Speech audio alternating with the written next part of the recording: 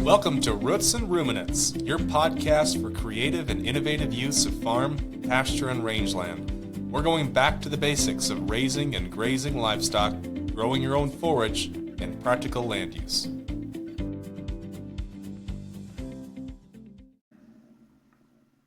All right, we're off and running another episode of Roots and Ruminants coming at you.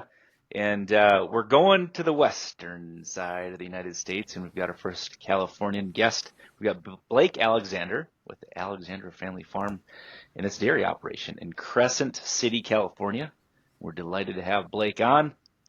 Blake, why don't you go ahead and introduce yourself, tell Jared where you are, where Crescent City, California is, to be honest. I don't quite know, and give us a bit of a brief background of your operation.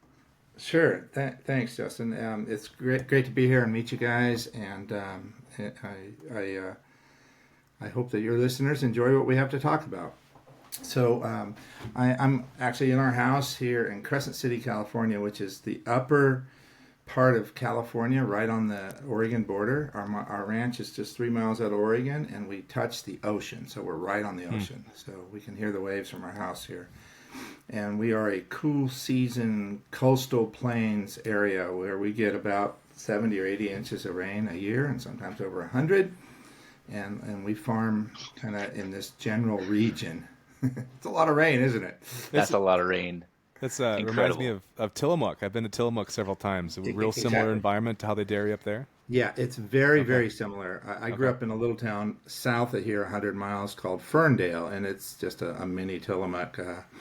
But yeah, very similar. Yeah, wet all winter long and kind of dry in the dry season. Here in the summer, we do irrigate, but we have green grass 12 months out of the year. It's a beautiful area to graze animals. Yep, very neat. So has this been your family dairy from the beginning, or did you start this, or how did you get into the dairy? Yeah, a little of everything, but more of my wife and I just being very aggressive in the last 35 years. But I grew up in Ferndale, California, where our oldest son and his wife lived down there and run the farm that was my grandfather's, and before that, it was his father. So my great-grandfather had started it right at 100 years ago in the 1920s. And I grew up about 7 miles from there on a farm that my dad had leased for 38 years. And so we milked about 150 cows, Holsteins, so very similar to your situation, Jared, and just about double the cow numbers. And but it was on a leased facility, and that was my life. All through high school and then into college. I went away to college, 500 miles south. And when I got out of school, came home for a couple of years and met my wife down at school. Stephanie and I got married, and then we moved and left the region and went and dairied in Southern California, kind of with the big dairy confinement world of Chino, California, which is where Stephanie is from. And so for me, that was the complete opposite end of the spectrum in the dairy world, where we were leaving the small grazing operation to go to a confinement farm where you group your cows in 3 or 4 production groups and just feed them appropriately and milk them every day. And it's a very simple dairy version compared to a pasture operation which has a lot of dynamics. So we were down there for 4 years, and then this property in Crescent City came for sale, originally about 500 acres. And so in 1992, we bought this land and moved here, and then just started growing from there, and it's expanded a bunch. We've got about 6,000 acres now here on between some of that in Ferndale, 20%, and then the majority is right here in Crescent City area in Del Norte County. Of your spread there, how much of that is cool season pasture? How much of it is do you have timber or kind of wooded areas that you're grazing with less productivity, or any farm ground, or what does that look like? Yeah, it's generally we've probably got about 6,000 acres of total land here on the coast in the 2 counties, and I think over 5,000 acres of that is extremely high productive, irrigated, farmed ground, even though we don't disc and plow and do anything like that anymore. But it's all planted in permanent pastures where we incorporate new seed sometimes just by broadcasting over the top. Okay. Wow. How So that's a big spread. Sorry, I'll let you go back to but that's I can't get my head around. That's a very large spread to try to get cows to pasture and then back into milk. Yeah, correct. Yeah, excellent point. Great question for anyone who knows dairy. So we milk in 5 locations, 5 milk barns. Okay. And over that land, there's 2 of them in Humboldt County and 3 of them up here in Crescent City. And, the dairies range from about 300 cows up to 1,800 cows per milk barn. And, depending on the location of the milk barn and the land around it, is how big and how much you can graze. 2 of our dairies in Humboldt County are both 100% grass-fed, so we don't feed any grain to the cattle at any point in their life. And we've been a big part of that grass-fed movement, the 100% grass-fed movement. The first started with Organic Valley, which was us at the time, and then now we sell our own products. And then the 3 farms up here in the north are we all feed a little bit of grain to them, and again, our grazing program is all cows are out twice a day until literally this week. Last week, we're moving some of them into one time a day grazing because we're getting to the fall and the end of the season, and so our grazing period is more like 8 to even 10 months long, depending on the year and the rainfall. And, at some point, our fields just get too wet, and you've got to protect the fields from the heavy cows. And the other unique thing about what we do is we use all crossbreed cattle. So I mentioned we had Holsteins, 40, 50 years ago, and then we bought some Jerseys starting 40 years ago, and then that was my dad. And then basically Steffi and I started the same way with Holsteins, and then brought in some Jerseys and started crossbreeding. Then we used a lot of New Zealand semen for probably 15 years, where we were making Kiwi crosses with a touch of the Kiwi Ayrshire in there. I really like those, and so I've always been into genetics and judging cattle and that kind of stuff through high school and even into college. And so I really like cows and the genetics of it. And the grass-fed genetics are something we've been really focused on for a long, long time. We, about 10, maybe even 11 years ago, we started with this German breed called Fleckvieh, which is really a dual-purpose breed, kind of a Simmental-based beef cow, if you will. Yep. And Canadian Simmental. Yeah. I mean, basically, we used to see a lot of those in Canada. Bar 5 has still got a pretty active Fleckvieh breeding program. Yeah. Yeah. In fact, we buy our semen from a fellow named John Popp who lives in Canada. Okay. And he's brought over, he's originally from Germany, and anyhow, we love that relationship with John and that breed. They're a really calm, docile breed. We tend to select for the smaller framed animals. We don't use the largest of them, but the fact that they're dual purpose and they can, as calves, go out on pasture and gain weight and do really well, as opposed to their herd mates or siblings that have more Jersey Holstein in them. Yeah. And so right now we have about 5,000 mature cows. I'd be milking and dry, and another 4,300 or 4,400 young stock. And I think 95% of them have Fleckvieh blood in them, and our goal is to kind of continue to build a composite breed, if you will. Yeah, I was going to ask you if you have an opportunity to do any beef on dairy crossing, but you don't need to because you're moving dual purpose, and so there's not a need to use a terminal sire. We don't need to. Right, our bull calves still have quite a desired value, just as they are. We did breed to some black bulls there for a while, like a lot of dairymen are still doing, but we backed out of that a good 5 years ago, and primarily because we were starting our own brand 8 years ago, where we've also been breeding for the A2 genetics for a long time, since 2008. And so we were trying to make more of our own females, both the kind that have the A2 genetics, Yep. as well as the kind that we like, which is the the little grazing composite breed that we've helped Okay. develop. Is the A2 prevalent in Fleck Bay? Or is it the A2 gene? Yeah, that's a difficult question. Okay. Let me just explain it this way. It's kind of the wrong question to ask. All breeds have A2 as prevalent. Okay. And often you'll read, oh, Guernseys are A2 and Jerseys are more A2 and da da da. I truly believe this. I believe that we've tested more dairy animals than anybody on the planet, and I'm talking close to 30,000 of them. And so we know. I spent a weekend in Pennsylvania once testing 1,600 head. This is going back 12 years ago, and that's when I really started to get the data.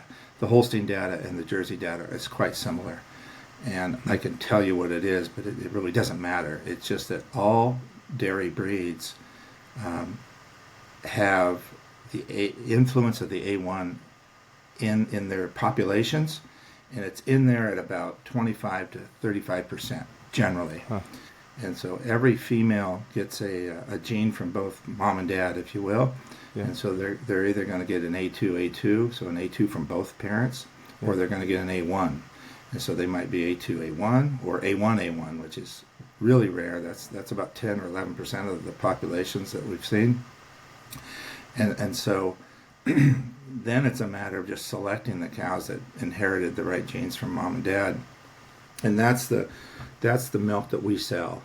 And so 4 of our dairies are 100% A2, and then we've got all the A1s isolated in another world. And the reason for that is, cows live a long time, they have offspring, and if a cow's an A1, A2, there's a 50-50 chance of what gene she's going to give to her offspring. And so we still have quite a few A1s in the herd. And the A1 is the dominant expressive gene? So if they're A1, A2, or is the A2 dominant? They're not dominant. They're just like I said, they're equal. I don't know the term. I kind of literally forget the term, but they're not. Okay. Maybe it's so both will influence. Yeah. It's just parents each have a gene, two sets, and they're giving one to their offspring. So what? And then what? Can you explain So if we take an A2 bull to an A2 cow, guaranteed A2 Yeah. calf. Yeah. Can you explain? But to what does the listeners- A2 mean? Yeah, what it does. for Sure. human So nutrition?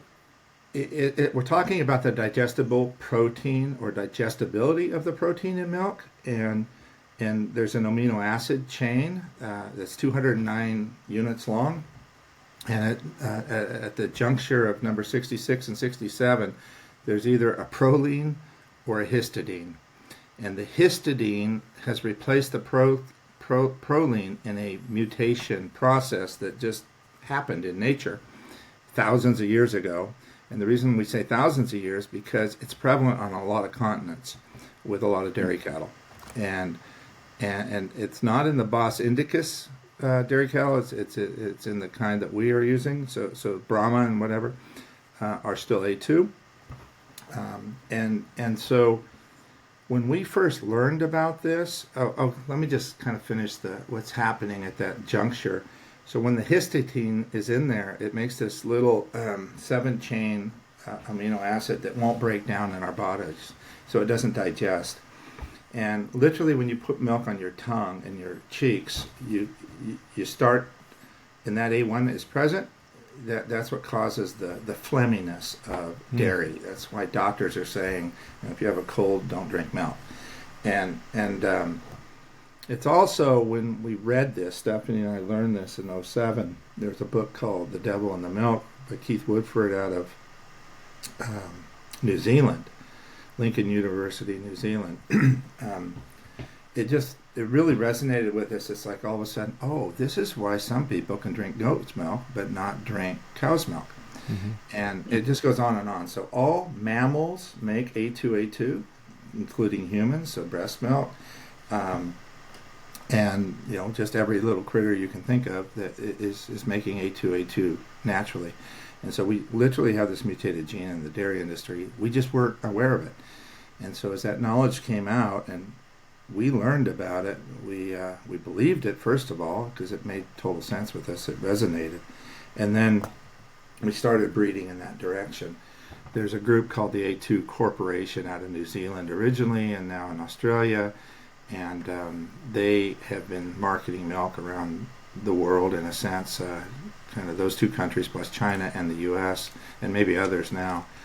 But it's a conventional version, and so we worked with them for quite a few years trying to get them to do an organic version. So we were already organic farmers with an A2 milk supply, and nobody was selling A2 organic milk, and so that's what we went to market with in 2017. Amazing. Okay, does the A2 gene correlate to lactose intolerant? Is there any? Yeah, there's. I'm going to say there's no correlation that I'm aware of. Okay. What happens is we have self-diagnosed people who get a tummy ache or diarrhea. I mean, there's a broad range of issues from eating and consuming dairy products. And it doesn't matter, whether it's cheese or fluid or ice cream or whatever. And so then the world believes that they're lactose intolerant. 2/3 of the world's population believe they're lactose intolerant. And that's an overwhelming, crazy number. 2/3 of the world's population. Wow. So basically all of Asia, which is a lot of big countries, right? From China to India to everybody in between. And then, and now we hear it here in the U.S. a lot more than we ever did, right? This is not something anyone ever talked about, dairy intolerance. 30 years ago, it was a little bit of an intolerance. Now there's more and more. It's very, very similar to the gluten intolerance that has popped up, and that's a protein in wheat. So now we're talking about the protein in milk, and what's changed? Well, the cows, and I think the human, I'll say the human experience, our bodies are more stressed than ever before. Our systems are more stressed from a biome perspective, and this inherent inflammation that I think that we have because of our diet, and we're not talking about the dairy diet. We're talking about general diet, and everything that people eat and are exposed to is compromising people's immunity to and tolerance to dairy. And so we have, I'd say, somewhere in the 90% range of people who believe they're lactose intolerant are just fine when they do A2 milk. And we see that, testimony after testimony, and we hear that, and we've met hundreds and hundreds of people that have that experience. And so lactose has been getting a bad name. Which is the milk sugar, by the way. Yeah. Huh. That's very, very interesting. If we want to go back to the system of paddocks that you create around these milking facilities, primarily, like I said, it's all perennials. Are you generally able to run a similar mix, a similar grass type around all the pastures, given your pretty homogeneous and wet climate? You don't have to say, okay, this is a warm season mix, or this is a different mix that we can hit earlier or later, or is it pretty homogeneous, the seed mix? Yes, generally it is. What we have is more like wetland, poorly drained soils, and then Upland. drier, well-drained soils. And most of our ground is well-drained. It has to be because we're right next to the ocean, so we get a lot of rain, and if you have runoff, it's in the ocean within hours.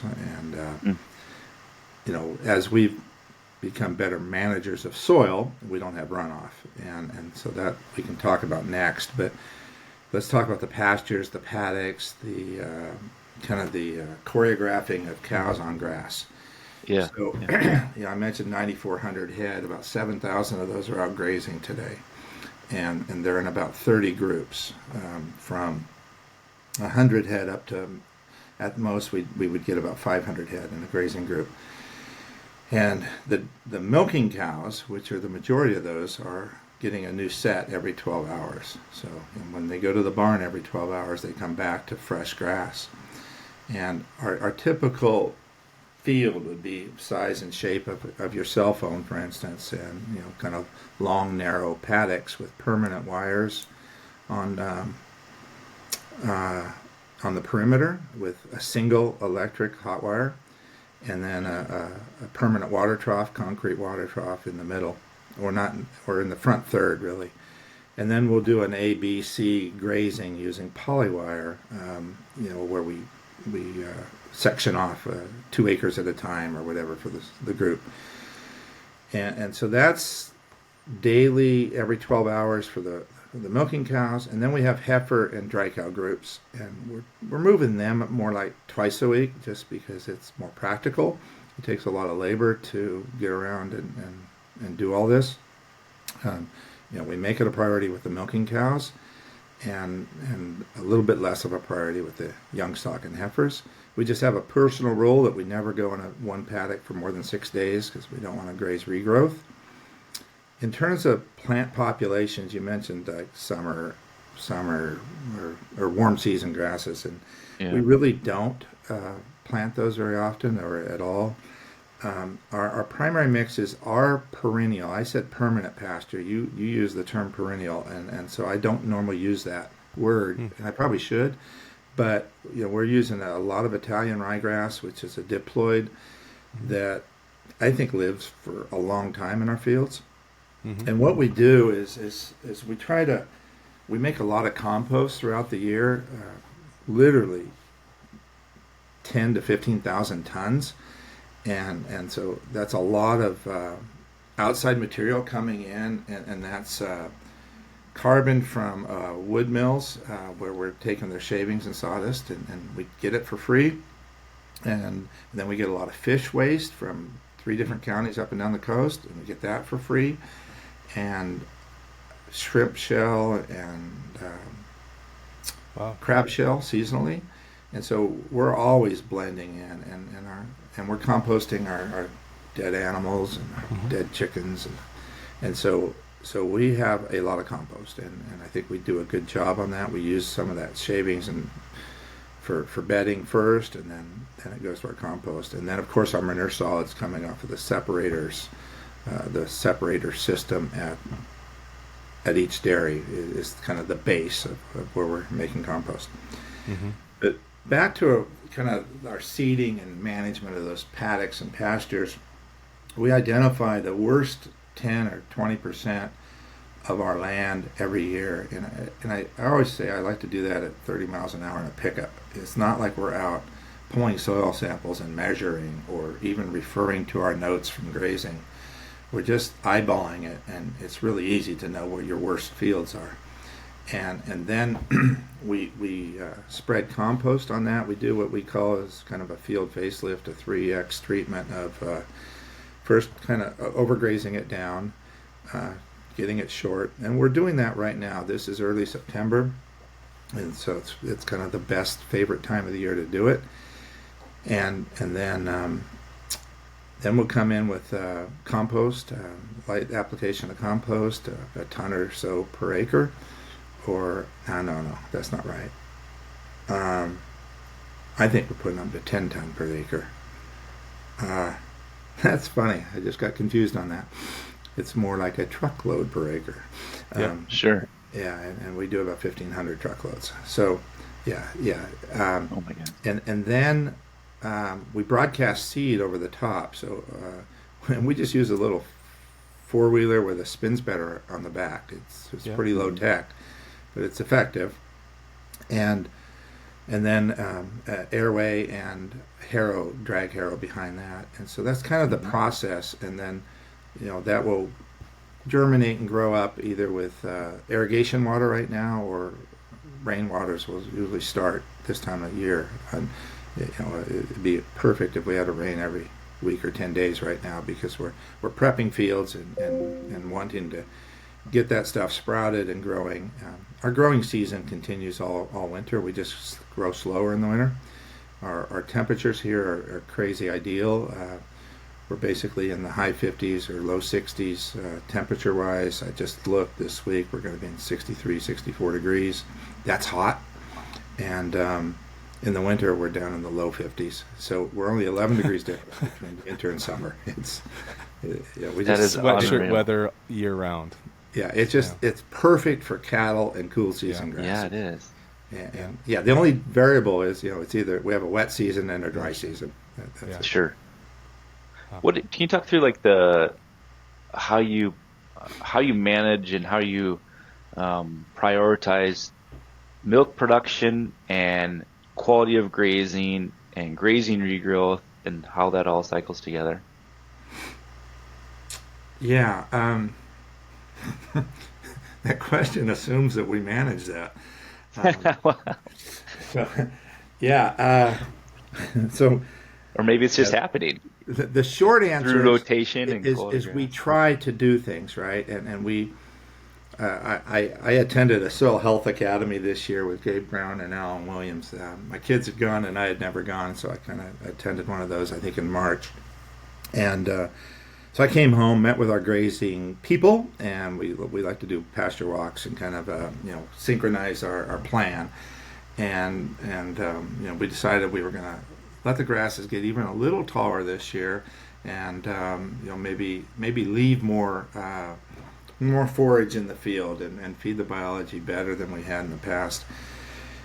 And I've learned since then that some of that's okay, but what we've been doing for years and years, or I could say generations, fourth generation grazing, is even better because it's adapted with the context of where we are, with the crazy wetness in the winter and the dryness with some irrigation in the summer, and so I think it's important. Maybe I'll start 32 years ago when we bought this land here that I'm on right now. A great friend, John Schneider, coached me and said, "Hey, just build organic matter." And I like John Snyder a lot. John's Great a guy. great guy. He passed away 2 years ago. Yes. And, he Yep, was a he was dear friend. And good so, mentor. Yep. I Yep. spent a lot of time with him, traveling and just hanging out, and 30 years. And anyhow, it was just basic. Let's build organic matter, right? And you do that through grazing. And back then, my knowledge was, grow tall grass, 18 inches to 2 feet. Which means you're growing deep roots, and then graze it down hard, and then give it a lot of rest and let it regrow. And it's some roots are going to slough off, and that's going to become organic matter, and some roots are going to regrow and send energy back up for regrowth. And so that was the basic understanding I had. I now understand that whole dynamic a lot better. And of course, that knowledge has come to us just literally in the last 5 years, maybe, of really understanding root exudates and the carbon cycle and the carbon moving through photosynthesis through the green plant down to the root, and exudates, juices leaving, feeding the biology, and then that whole role of building soil organic matter that way. And I think we inherently were doing that correct with the version of the system that John had taught us. I truly remember the first day he got here and he looked out at a field and he goes, "Oh, you don't need me to tell you how to graze. You're already doing it right." And Sure. so, we weren't starting from zero base. Like I said, I'm fourth generation, so we did know something. But we took this land that John and I first looked at from 2%, 3% organic matter 32 years ago to today it's testing 12 and 15%. And so we've done a good job. And some of that is by adding some compost, maybe two or three times in that 30-year period. But majority is just by, managing the grazing well. And so, I'm proud of that. And now that I understand the system and why that works, we can now apply it. So obviously, we've been growing through the last 30 years, adding land. The biggest property we added was 1,600 acres across the river just north of me, literally about a mile. But it had a different history. Former owners for 150 some years, and they grew lily bulbs on the land and grazed it, and had a really big active dairy that then in the last 20 years fizzled down to not a very big active dairy and not a lot of management. And so that land, literally the irrigation had been shut off too, the majority of the last 10 years. And so the plant population was bad, the ground was hard as a rock, it was just, infiltration was pathetic. Our ground infiltrates really fast, and we went over there and give up at 30 minutes and just walk away. And so you couldn't get an inch of water to go in 30 minutes, which is just disgusting in this area where we get 90 or 100 inches.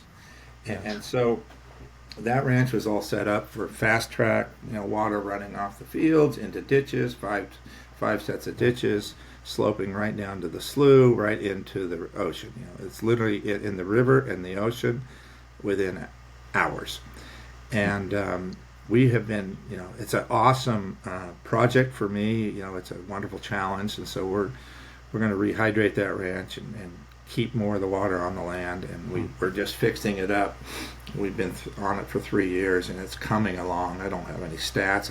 It's not important to measure this because I don't really care what other people think.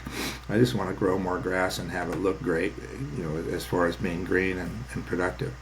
And we're getting there. We've probably got a third of the ranch almost where we want it, and the second third well on its way, and the last third we just haven't quite figured out how to get water to it yet, but it's coming. And so incredible. That's a fun project.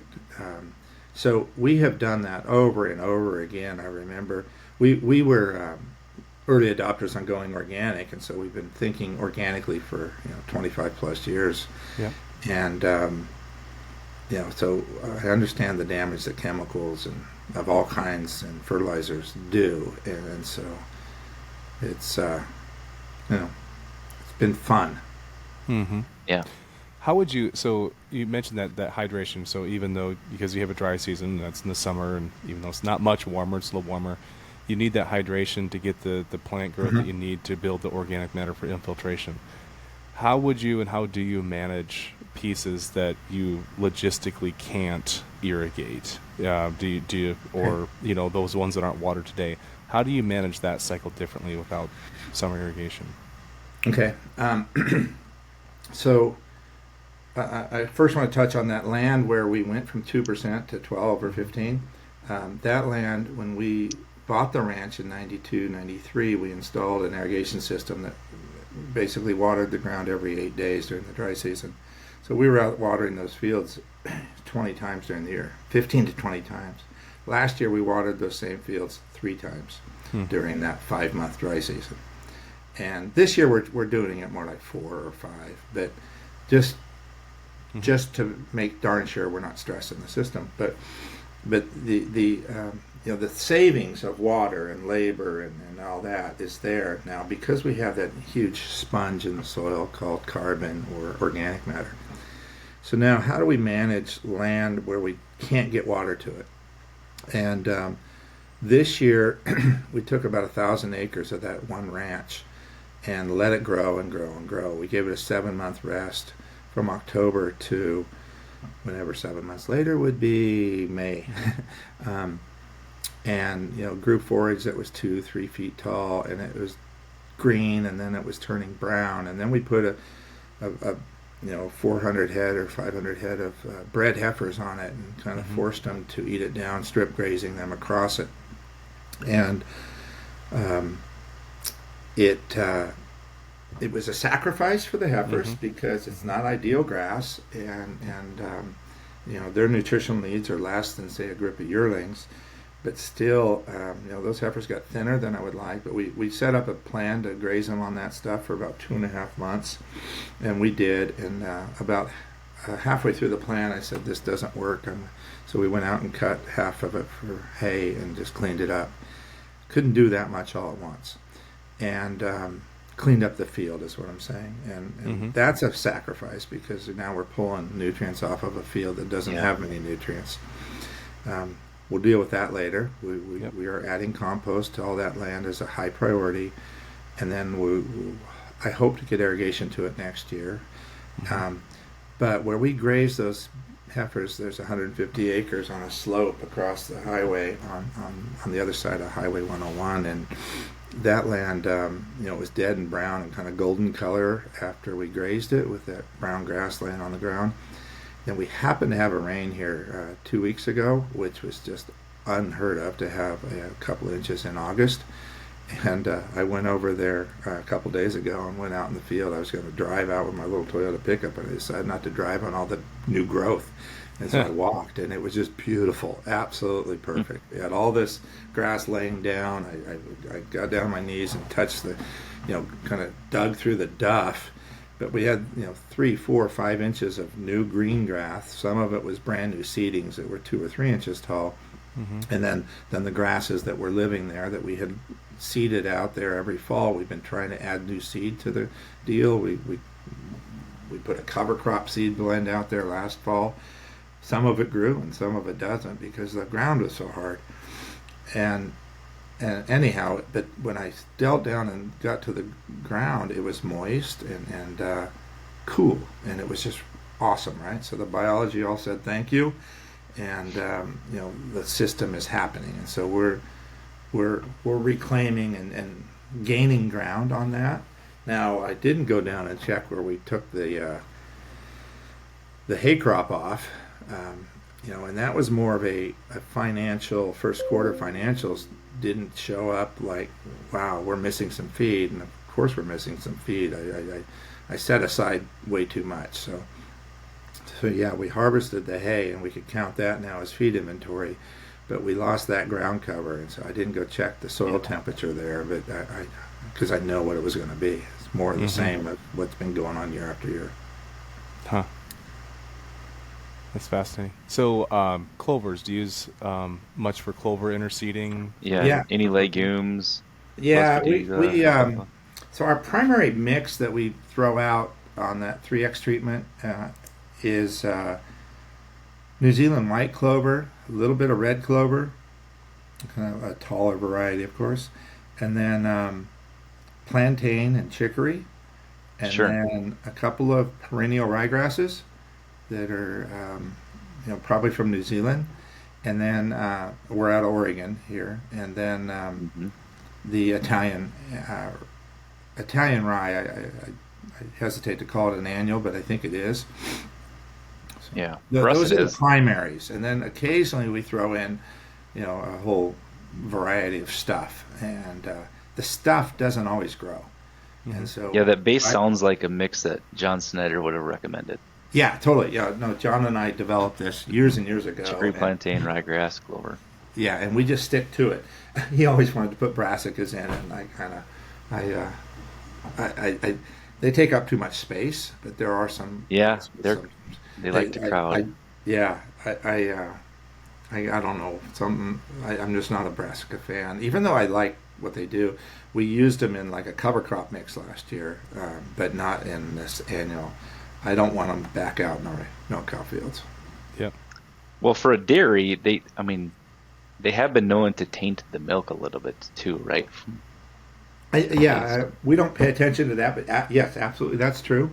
With an odor or a flavor, and so, but our normal pastures are old, right? They haven't been farmed and tilled in 20, 30, 40, 50 years, and there's a lot of things growing out there, a lot of species, 30 or 40 or 50 of them, and so we're just sometimes wounding those down and incorporating the favorites.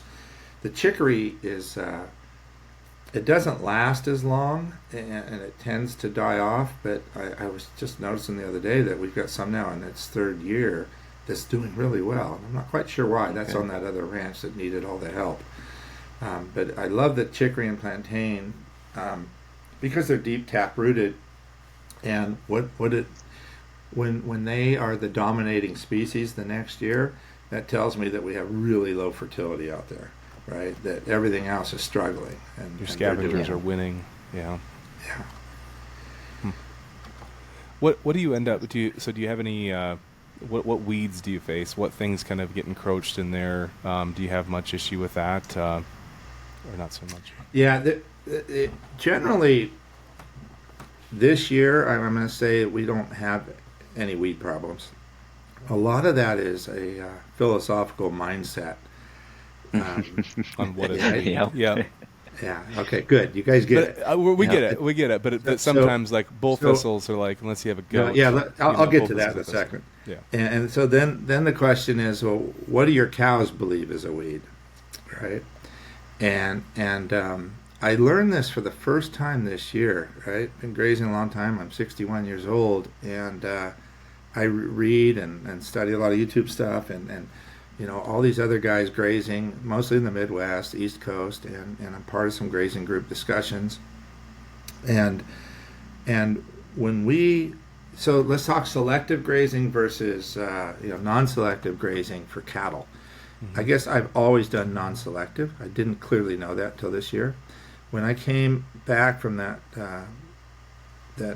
Soil Health Academy, and I tried to leave more grass and give the cows more of a selection, and then they came out of these fields on that neighboring property, and they left all the orchard grass and they left the fescue grass, and so we started having this clumping going, and so those two grasses became a weed in my eyes, and we're trying to not go out and groom the fields, with clipping or mowing them down.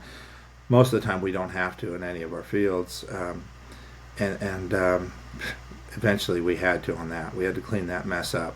I'm either too stubborn and organized. I like the cleanness of the look, but I think the little bit of fuel we wasted and labor going out to do that versus the ground space that was being covered up with these tussocks that the cows wouldn't touch. And we get about 8 grazings with our milk cows per year. And so when they leave it once and then they leave it more the second time and the third time, you got a disaster going on. They're not nibbling on it at all. Sure. And so this is kind of back to, well, we've got to send the cows out hungry enough to eat everything and nibble all the weeds and consume them, and then give the field a rest. And so that's the mentality of what we're doing. There was a part 2 of your question, and I kind of lost it. No, I was just, wondering how you manage anything that's kind of encroaching in, either it's a weed or right. if you've... Yeah. So we have thistle hose that we made out of old, take a disc blade and cut a pie shape and weld it to a 1.25-inch steel pipe and call it a thistle hoe. And so Santa Claus method, we hoe them. And we all carry those thistle hoes and spend a lot of time, but we're spending less time all the time. And so our target species would be the bull thistle or milk thistle, and tansy, ragwort tansy is all around this the community here in the north that we're in. And so we have been winning the battle against all that stuff, and there's just less and less of it. We also have a Canadian thistle, right, that is ribosome and connected underground. We don't bother to hand cut those very often, but we're winning against those as well. So you talked about going out into the fields and if you're chopping thistles and that. Let's go into the team that makes this happen, because if you have 7,000 cows in 30 groups and you're milking them, this takes a heck of a labor force. And so maybe just give us a picture of what that daily workforce looks like and how they're managing the actual milking of the cows and what that looks like. Sure. So the 2 dairies in the south, my son Joseph oversees those, and the team under him is about 15 to 17 people, and that's 2 milk barns, so there would be kind of a lead in each of those areas. And then there's a maternity/calf barn where we calve in the cows for both farms and feed the calves milk. And so we're bringing milk from one of the dairies, we pasteurize it and go feed the calves. So a team of about 3 people that take care of the calves and raise those 150 to 200 calves on milk at a time. And again, those are calves with no grain in the diet. It's a special twist to raising calves, and so they're hardy. Stephanie and I spent the weekend down there and met with the managers, the 3 key managers, and and kind of just outlined a little more detail. And so those three guys one of them is Joseph, Pancho, and Aurelio, and Pancho's going to primarily oversee the calf barn and that crew, and Aurelio is over the milk barns, and which is more people. And we're going to kind of up our game, lower our somatic cell count a bit, and just focus on quality. And we're now culturing a lot of cows to make sure we don't have any really bad bacteria in the herd or in the system. And so that's just an example of us kind of slowing down to manage some detail. I help with the culling decisions, and kind of all culls come through me in a sense. I love that part for some reason. So we have a Pin 59, which is our grazing group of culls, and they go in there, we weigh them going in, and we monitor their weight. We sell them in 3 weight classes, so 1,000 pounds and 1,400 pounds of the triggers, and different price at each at weight. And then we also run steers in there, which we call steers, but they're females that didn't get pregnant, or young heifers that calve that we didn't like, and we dry them up and make them a steer. And so now we're getting that would be a 4th class or price of animals. And so managing that group of those cows, we make a lot of, progress there, weight gains and things like that, on grass, 100% grass. And so then let's go to the big farm. So on Monday mornings we start at 6:30 a.m. with about 12 people that are the real management team for all the dairy operations, and we spend a couple hours together with a big list of things to do, a to-do list, 3 pages of stuff. And Vanessa's our daughter, who oversees the cows, the 3 herds up here, and all the people that work with them. So she might have 40 or 50 people in her total team. And she's the one with the passion for cows, and she also helps oversee those cows down in Humboldt, the grass-fed animals. And then there's people under her that work, and we're again trying to manage the detail of we start with how much milk did we sell last week. So daily production, we monitor that from all 5 dairies. We have a total. We know exactly what we're doing. And then we start to compare that. So for instance, this was a new month, so we looked at August numbers, and we were 3 pounds of milk per cow more than last year. So year over year, 3 pounds. I was talking to our sales team yesterday, and I said we sell milk in 48-ounce bottles. I said that's about 1 bottle of milk per cow times 4,000 some head. All right. So yeah. It was really cool because we got 5 or 8 people on that call, and they asked, "What did that mean, Vanessa, when you said you were up 3 pounds of milk?" Yeah. And so anyhow, so that's the management team. It's really just synchronizing, knowing what Adon is doing in construction, and knowing what the other guys are doing at the milk barns, and knowing which group of heifers are getting moved from one ranch to another. We moved a couple hundred head this week because grass was out of balance, and then preg checking different groups, and so everybody knows everybody else's business for the week, and then we can go outside and implement. In addition, I just mentioned sales team, right? So we have a brand and a creamery. We've got 30 employees down 380 miles south of here in the Bay Area, San Francisco Bay Area. So really it's East Bay, right next to Oakland, San Leandro, and it's just a building with milk processing equipment inside. We're hauling down truckloads of milk, 9 of them last week, plus a truckload of cream, which meant that was 5 other truckloads of milk. And we're bottling up and making yogurt and kefir and fluid milk and sour cream in that facility. It's managed by a fellow named John that Stephanie and I went to college with a long time ago at Cal Poly, and so he's been managing and part of creameries for his entire career, and grew up on a dairy farm. And so our son Joseph helps oversee and manage that group. We have a Tuesday at 11 o'clock meeting that kind of synchronizes that team of people. And then we've got the brand people, which is another 7 or 8 guys or gals and guys that are sales folks and marketing. And that's a Wednesday at 3 o'clock call that we just did yesterday afternoon. And we talk about what our sales were for the week. So we're in like 32 or 300 stores. Those stores all report in by Monday and say, I want this much milk. Now, most of them are working through a big distributor, so it's synchronized number or a consolidated number. But we're moving truckloads of milk out of that facility across the country, about 3 loads a week to Wisconsin. It's centrally hubbed out of there to the East Coast and Midwest. 2 or 3 loads to Seattle, Portland, Washington area. And then probably 3 loads to LA, 1 or 2 to Texas, and 1 or 2 to Colorado, plus all of Northern California. So that's kind of all happening. Wow. That's incredible. My mind for some reason goes to,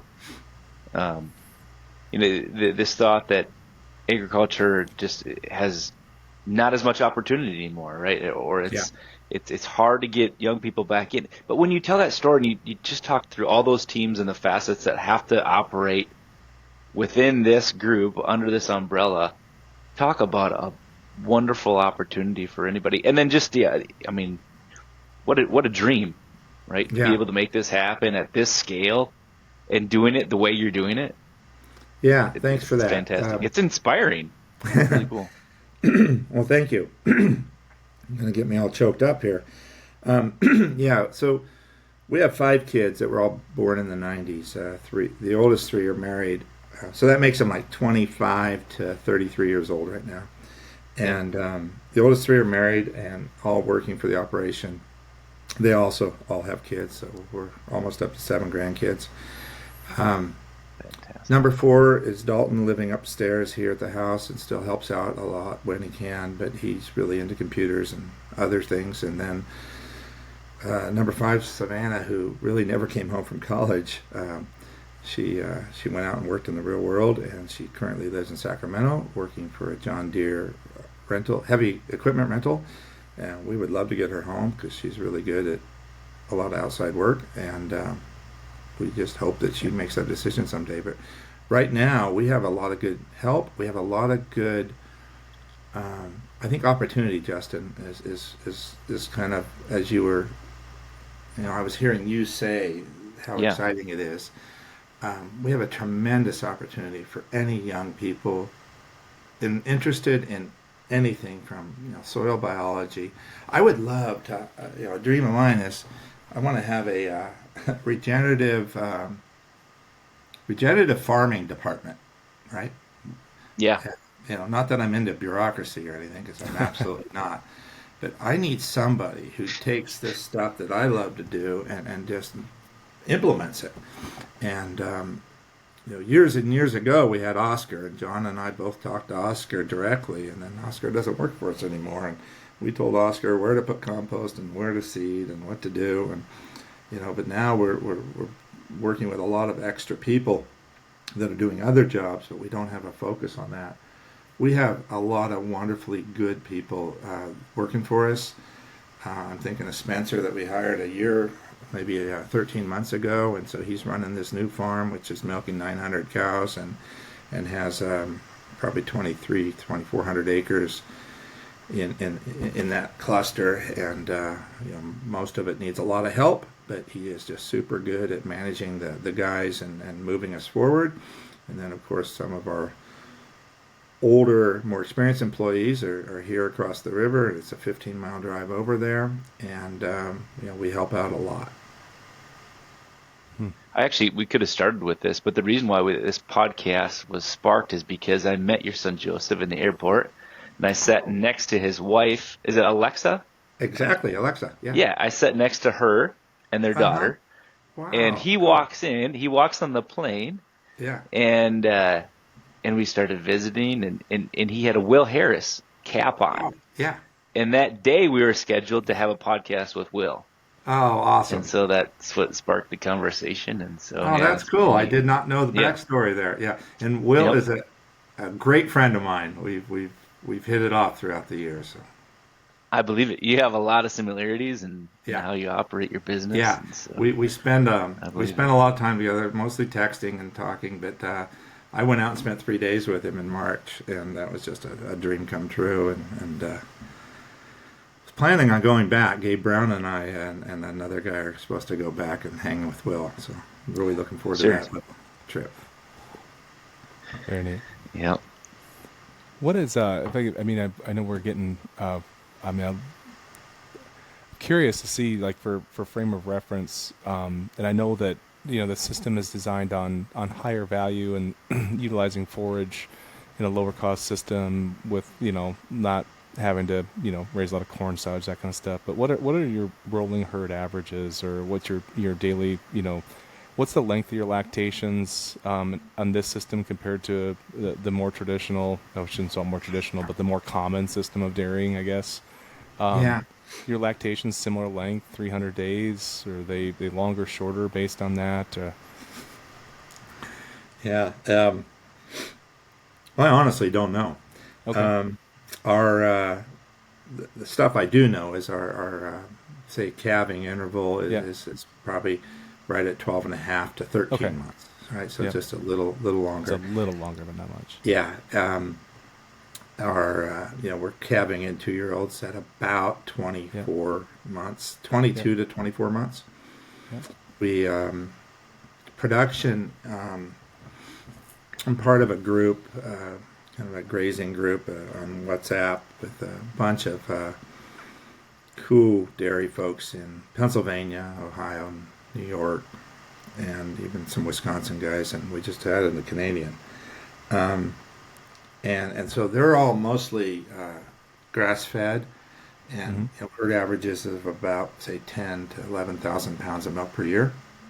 Our grass fed cows are 13,000 to 14,000. Yeah. And that's unfair. It's because we typically pick the right cows out of a big population of cows and put them in Yep. those small farms, and so they milk well. And so 3 years ago we were financially stressed. We're always financially stressed, by the way, and Yeah. we were just out of feed. We didn't have forage. 2 winters in a row, not enough forage, too many cattle, too much rain, and then soybean meal went from $800 a ton to $1,800, and couldn't feed grain to the cows that needed it. And so we really started to short our cattle. And so during the lean times, the grass-fed herd was out milking the cows with grain. And it really taught me a lot. So those cows were Yeah. milking 43 to 48 pounds of milk per cow per day that year. And that's phenomenal. And our grain-fed cows are up here in the 30s, and it was just kind of disgusting, but it made sense. Genetically, when you look at the cows, you can see why. And then the healthier digestive ruminant system, the healthier rumen, I guess is what I'm trying to say. That was literally designed to utilize those fibers and forages, and so we just had a better system. We're now doing a lot of detailed analysis on the milk. We just met with a group this week. We're pulling milk samples, 5 from each of the 5 farms every month for a year, to do a phyto analysis and the real intimate details of what's in the milk. And all I can tell you so far is our milk has a lot less sugar than normal milk, and I have no idea why. But we also have a lot of the good stuff, right? The omega-6 to 3 ratio on that grass-fed herd is 1-to-1, which is where you want it. And the rest of our herds are more like 4-to-1. And everything just falls in line. And if I was to take the milk data and just rank it from 1 to 5, it ranks right where you would expect it. The dairy that's been grass-fed the longest, the dairy that's been grass-fed the shortest, and then the other dairies that we've managed the longest, right down to the bottom one, is the one that we've only had for 3 years. And it's like, wow, that's just wonderful to see Wow, that. that's right. And so the group doing this data is called Audacious, and they came to us a year ago and said, hey, we're testing milk off the shelf, and you guys, you need to be bragging about what's in your milk. And we're like, well, that's a great point, but I hate marketing, and I don't want to do that. And the thought of lying would be terrible. And so that's when I said, we're going to do this protocol, and we're going to test all of our milk for an entire season on all farms, and we're going to get our head around it. So I don't know where this will end up going, but I doubt that we'll ever make a lot of label claims, but we will make more accurate data available. Back to that the perceived lactose intolerance. Do you think, as you mentioned, the sugar content being lower? That's funny. Do you think I hadn't done that math yet. I hadn't even thought about that correlation. But do you think that the way that lactose it's either there or it's not. And a little bit of something bad. With my kids, I would now say a little bit of dog shit in the chocolate cake is bad. Yeah. Okay. No, I'm not the true lactose intolerance. Like we talked about, there's truly people that are lactose intolerant. There's truly people with celiac disease that can't handle gluten. Then there's this other growing subset of people, like you said, they don't have celiac disease, right? But they seem to respond to gluten like someone with that, right? And so is it this growing segment of population that is not truly diagnosed lactose intolerant, but is seemingly to have? I think you're more correct on it is the biome and what you're conditioned with and having that. I think that's the root of it. But I'm just wondering if we've made milk more sugary by feeding a lot more starches to dairy cattle. And you're not going to hold you to this. It's just speculation. It's a great question. I literally just learned about this 2 or 3 days ago. I told my daughter, ask Najee, our nutritionist, because I'm curious. And we're busy and I haven't gotten any response yet. Yeah, I don't know, but I do know that people, I'm just going to say people here in the United States, they don't think as clearly as they used to. They don't digest food as clearly as they used to. They don't function like they used to. And so we have a societal problem. I believe a lot of it starts nutritionally in the soil. And so as a farmer, as a regenerative farmer, I'm trying to fix the part I can do. So now let's jump over to my wife Stephanie, who loves to talk nutrition and educate consumers on food using Weston A. Price principles and stuff that she'd learned 25 years ago or so. And there's a lot of knowledge, ancient knowledge around the world that we in the United States, literally, we just kind of got arrogant, been pounding our chest for the last 8 decades, saying we can grow food faster, cheaper than anybody in the world. And I'd say, yeah, we did. But we did it at a cost to our environment, a cost to the nutritional quality and nutritional density of food. The calories are still there, but the minerals and the vitamins and the nutrition isn't. And so I don't know how this relates to milk, but it relates to the feeds that we feed to our animals that make milk. And so that's kind of what's on our heads and in our hearts every day as we try to steward God's land here and do the right thing at every turn. Yeah. When the primary concern for your country, society, your local community was undernourishment, right? So more calories is what you need, right? And so however you get to that point, you make sure that you have a calorie count that's sufficient. Now that the concern is malnourishment, right? Like it's something else is wrong. It's almost like that needs to be tackled with as much urgency as undernourishment was. Yeah, and Jared, we have malnourishment and obesity at the same time. Yes, and that's what's crazy. Yeah, and that might be the same thing. I mean, it might be. I mean, the improper nutrition is probably what we're struggling with. There was very in vogue right now, but is Callie and Casey Means are recently on Tucker Carlson. They've been advising both President Trump and RFK on systems, and it really is kind of regardless of how it will affect what you do in agriculture or what you do in business, it really almost is a wake-up call that the chronic disease and wrong nutrition is probably a bigger societal threat than we should probably take that up regardless of how it affects what we do day to day. Honestly, in the future, it probably needs to be looked at as something that's a much bigger threat to us long term than anything else, because there's some, just like 18% of adolescent children have diagnosable fatty liver disease, right? Which used to be something almost entirely, an issue with middle-aged alcoholics. There's a lot of stats out there that are just shockingly unsettling. Yeah, I'd like to just pick up with Callie and Casey, if you could, just for a minute, because